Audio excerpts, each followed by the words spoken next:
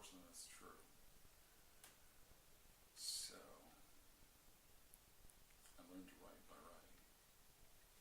That's the only way you can do it.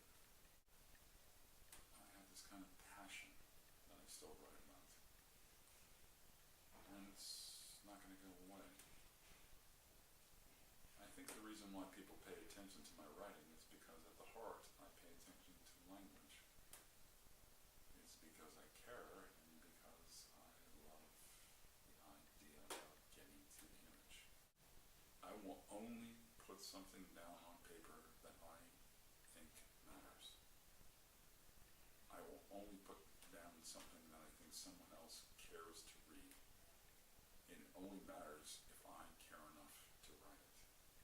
It's not my best poem, but it's my favorite poem. It's a poem for my daughter, actually. So this is called The Windmills Throbbing. When he left Sicily forever, I want to believe that the last thing my father's father saw were the salt windmills throbbing, the red turrets and great turning sails. They seem anything but small now as I stand here today, 100 years on, another century, with my daughter, whom he never knew. True, it's more likely he sailed west from Palermo, the larger port, moving on to another life, and from a life he thought he could learn to forget. But even then, he could not escape his past or pretend to think he could avoid his future. Looking back to the North Shore's coast of Gaia, he could see the namesake of his son's daughter. So, more likely he would fail just as Dante failed, centuries before him, to see he was leaving everything he would love most dearly. That this image of the turning sails would be the wounding arrow that first the bow of exile always shot.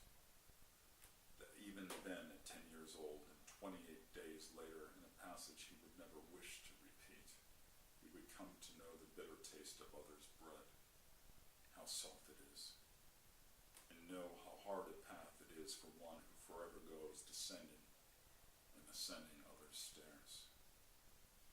Oh, my father's father, I too know the bitter taste of exile, here 10 decades later before the windmills of Trapani. I am a fragment of your courage, I who kneel in the shadow of a daughter's hope and strength and looming love. I was not introduced as a political scientist. I was introduced as a pilot with over 3,000 hours with high-performance jets, and guess what? He's a poet. He's won a National Endowment for Literature Fellowship. He's published like 5 books of poetry. He's weird. I get my inspiration from my students. I'm a professor. I'm a full professor. I've been a full professor ever since I came here. I think any honest full professor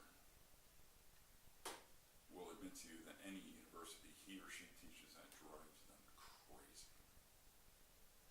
And any decent professor will admit the only thing that keeps them going, if she or he is worth anything, is their students. Music is incredibly important for undergraduates.